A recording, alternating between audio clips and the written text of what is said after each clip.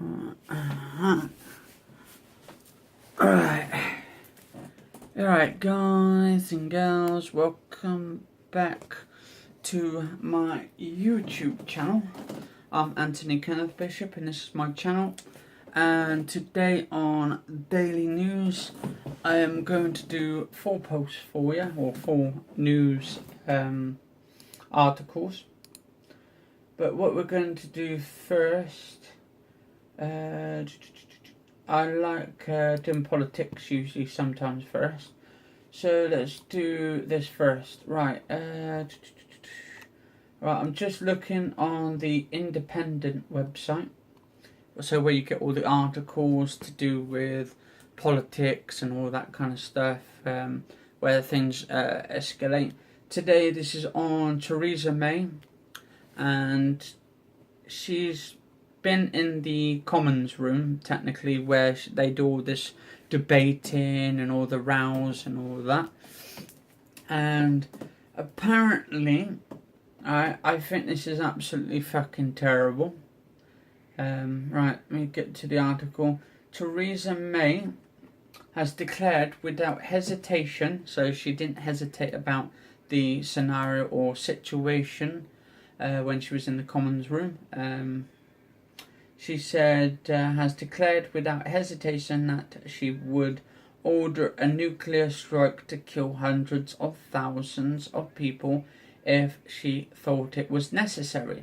The Prime Minister gave the blunt reply during a parliamentary debate on the renewal of the Trident nuclear weapons programme, which many suspect was staged, obviously.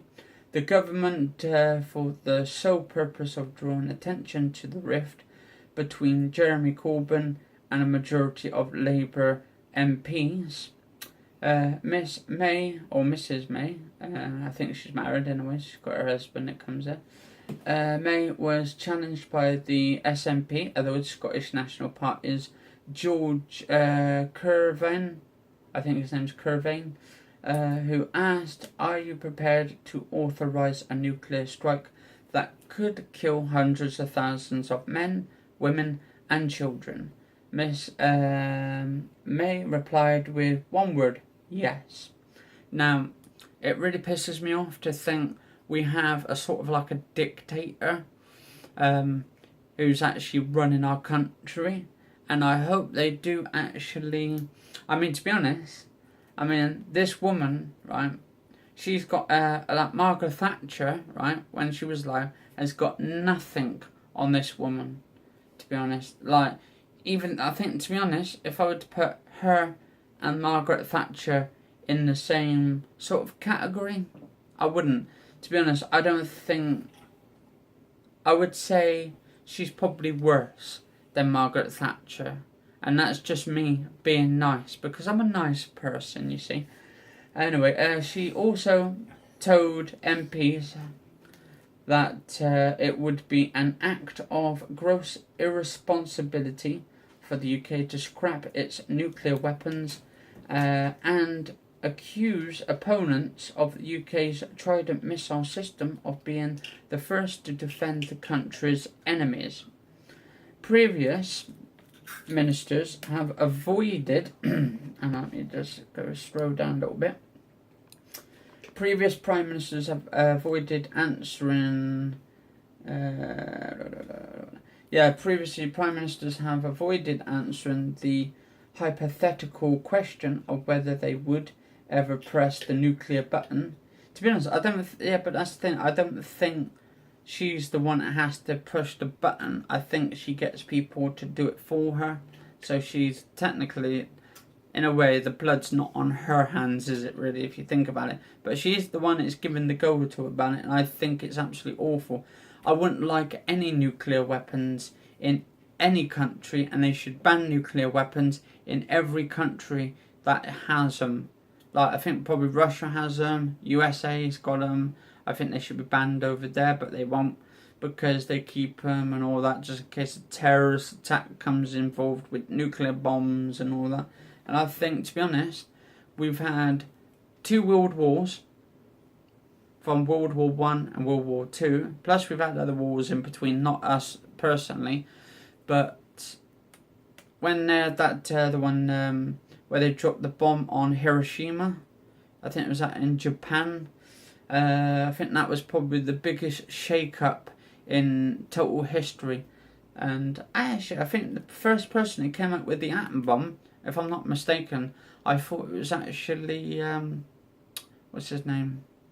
Einstein. I think he was Professor Einstein came up with the theory and all that of relativity and all that kind of shit. But I think he was actually, took prisoner, or his family was taken prisoner by Hitler to make a bomb and stuff, the atom bomb and all that, if I'm not mistaken. If I'm wrong, just write down in the description just to rephrase me. Anyway,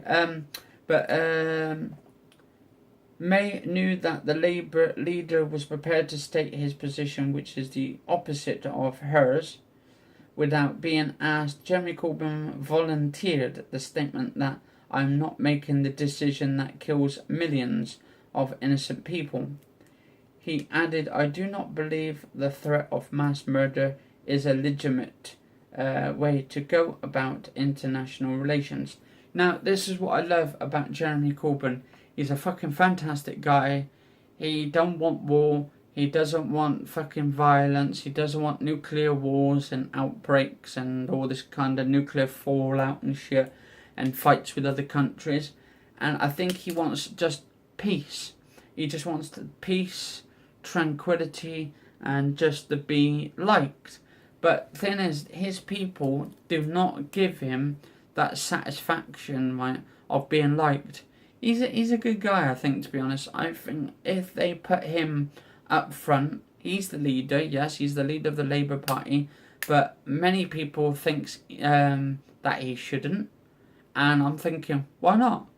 He's got a good chance, right, to bring back the Labour Party as one of the best on there. I think at the time, I used to think it was Tony Blair. I thought he was the best fucking guy for it, until he actually took us to war with Iraq and started invading the country and getting Saddam Hussein and all this kind of crap. And that's what really put me off. Thing is, when we went to war in Iraq, it shouldn't have been war. We shouldn't have been going into the country. We shouldn't have been going around fucking with other country, like the leaders, and telling the leaders what to do in their own country. I mean, if the leaders want to go round, and if he wants to go around as a maniac, kill his own people, well, that's his job, or that's his people who wants to actually stay in that country, right, and literally get killed. Or all they could do, right, or the people could stand up to him and literally face him, and just tell him out straight, and have a democracy about it, and just get people up and have riots if they have to. I mean, if they don't like the people and that, and they don't want in power, then they should stand up and tell them and all that. That's my personal opinion about it. I'm very passionate about fucking politics. It's been going through my family's blood for fucking many generations, and I would like to get into politics myself. And to be honest, I find the best guy for it, and I usually watch it. I watch the True News with Russell Brand, and I'll tell you what, he's a fantastic guy. He's been through a lot, and he's come up trumps and that. And I think he, to be honest, should get into politics. He should actually be an MP, and I think, to be honest, he could be the next Prime Minister of England. I think he could do it, and actually it gets my good go ahead of it. Boris Johnson, though, on the other hand, to be honest, I mean, I got a bit put off when he fucking tackled a little kid and did a rugby tackle on him, and that really just fucking put me off. I'm thinking, you're going around beating little kids up. I mean, come on, you serious? Fuck you know, man. I mean, oh god, it's one of those things. Anyway, so he added, I do not believe, so Jeremy Corbyn, he said, he added, I do not believe the threat of mass murder is a legitimate way to go about the international relations. The decision to stage Monday's vote was made by David Cameron, who sat 3 rows back, saying nothing while his successor addressed the Commons. Officially, the Parliament was being asked to agree to spend up to around 30 billion renewing the 4 Trident submarines that are equipped with nuclear missiles, warheads, and every hour of the day or night there's always one submarine patrolling the seas. Okay, so that's just in case the Chinese people try and get into our waters, or the Russians try and get there. So they're protecting that, but I don't think nuclear weapons is the right way for it at all. I mean, that's just a way for a disaster to happen and all that. Because they could accidentally, well, I wouldn't say accident, I don't think pressing a red button is going to be an accident. But I think, in a way, if Donald Trump got in, as the American ones, he could just get a bit bored one day and say, oh, God, oh, I feel so bored. What should I do? And then he's like, oh, I've got this itchy hand, and like, ooh, there's a red button there. Why don't you press it? And boom, blows up a country or some shit. So, oh, there's a little country over there, there's a little island. Oh, that's alright, let's blow them up. So don't worry, they're not going to miss it and all that. And also, I mean, Hillary Clinton's pretty much the same. She probably just wants to go in there, get a revenge from Bill Clinton when he was in there. And like saying he had never had sexual relationships with a woman. Maybe she wants to get in there just to prove a point that she's a lot better than Bill Clinton, and try and get some revenge or some shit. I mean, you don't know really, do you? But it could be anything really. But yeah,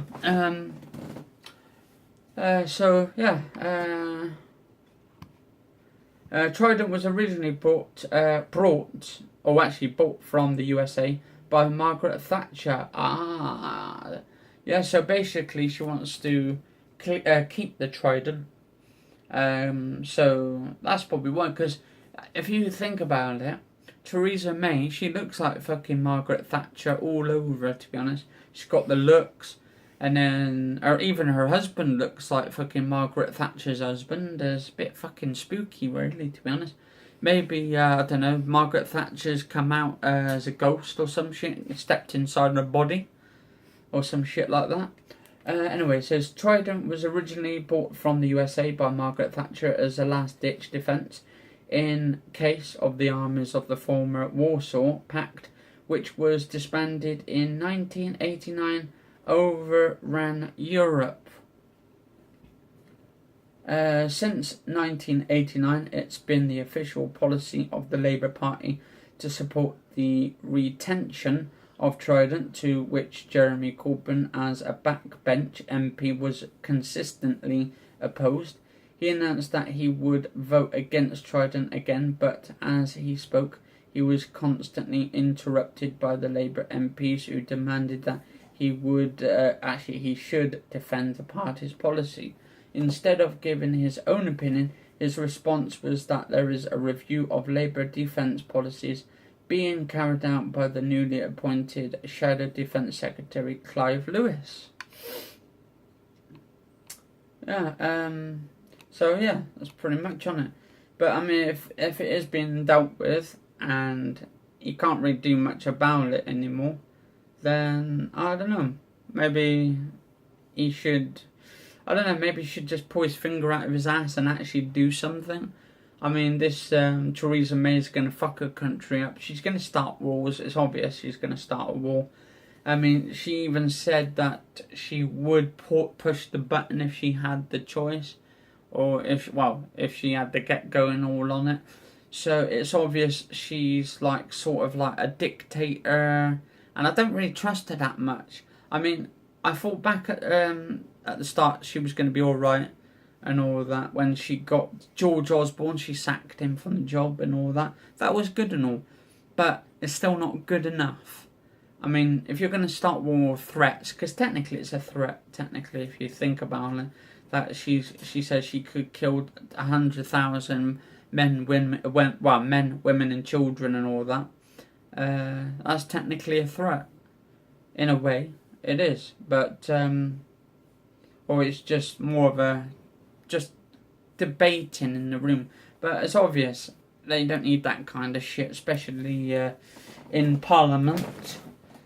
Anyway, so that one is story 1. Well, I wouldn't say it's a story, post 1 of my daily news. Now, this one is to do with UFC. The USADA, or USADA, but I'll go USADA, it's quicker, says Brock Lesnar failed a fight night drug test. So, the night he had the fight, he actually failed the drug test on July the 9th. That was the 9th of July. And that was on the night of the match between him and Mark Hunt. Now, okay, so if he had failed that, then why did they let him in the UFC in that match on that very night at that very particular time? They could have cancelled it. I think, to be honest, the companies, the UFC, are running that place really badly, and they're going to run UFC into the ground at that rate. They've got a lot of top fighters, don't get me wrong, a lot of top fighters, and there's a lot out there who don't actually take drugs and all that kind of shit, or whatever drugs they're supposed to be taking to enhance their muscles, their speed and all that, and their agility. But it says here, the United States Anti-Doping Agency, USADA, has notified the UFC of a second failed drug test submitted by former heavyweight champion and WWE star Brock Lesnar. UFC's officials were informed Tuesday that Lesnar, 39, failed a fight night drug test at UFC 200 on July the 9th in Las Vegas. Results showed the presence of the same unidentified banned substance.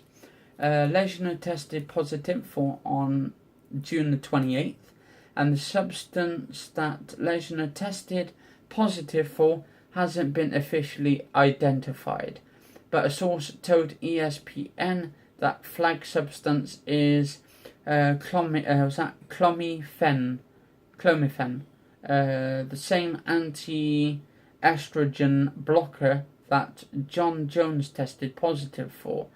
Okay, so in a way, it could be either they've mixed up the drugs test or something, or someone's setting him up for the match, or he did take the drugs and he's gone positive on it. And if so, he should give all his money to Mark Hunt, the Australian UFC fighter, and he should be banned for more than 2 years. To be honest, he should have a lifetime ban if it's going to be like that. And people who actually went there to the actual match, to the fight, should actually get a refund of all their money that they've actually lost. Because it really pisses me off. When you go to a show, you're watching a show, right? But the people you're actually watching, you're facing, you think, oh, they're all legends and all good fighters, and they make you excited when you watch them. But then you don't really see the true nature of what's going on behind the backstage. You're just seeing what's up front, what you're seeing in front of you, like the matches, the fights and that, all the blood and all that kind of shit. You just see that, but you don't see what's going on in the UFC behind the stages and all that, behind the cameras and all that shit, which I find is a bit of a piss take. It says neither of those test results were available to the promotion on July the 9th, which is how Lesnar, 6'3", was still able to fight Mark Hunt at the T-Mobile Arena. Lesnar won the fight via the unanimous decision. Lesnar, who is still under contract with WWE and came out of retirement to face Hunt earlier this month, has not said much on the initial June 28th test. He told the Associated Press last week, "We will get to the bottom of this." His appearance at UFC 200 marked Lesnar's first professional fight since December 2011. His financial purse has reported to the Nevada State Athletics Commission NSAC was 2.5 million. Okay, so he's won 2.5 million, right? Now, they should just get that 2.5 million, take it off him, give it to the other guy, or just put it back into UFC, or just give it to the drugs people.